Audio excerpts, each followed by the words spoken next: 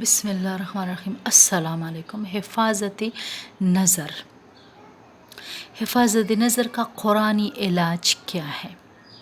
قرآن مجید میں اس کا علاج بتایا گیا کہ اگر تمہیں اپنے گھر سے باہر نکلنا پڑے تو فرمایا، اللہ تعالیٰ نے قرآن مجید میں فرمایا، ایمان والوں سے کہہ دیجئے اپنی نگاہوں کو نیچا رکھے۔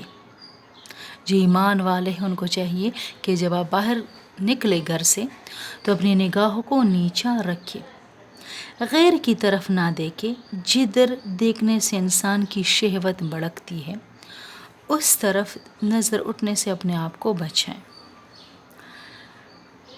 دیکھا کیسی پیاری تعلیم ہے۔ کہتے ہیں کہ جس منزل پر نہیں جانا اس کا راستہ ہی کیوں پوچھنا، جب گناہ ہی نہیں کرنا، زنا کے قریب نہیں جانا تو آنکھ اٹھا کے ہی کیا دیکھنا۔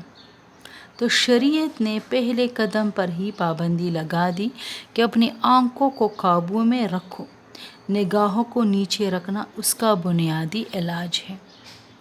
عادتاً نیچے رکھے۔ ہمیں تو آج نیچے دیکھنے کی عادت ہی نہیں ہے، تو نگاہ کو نیچا رکھنا قرآنی تعلیمات میں سے ہے۔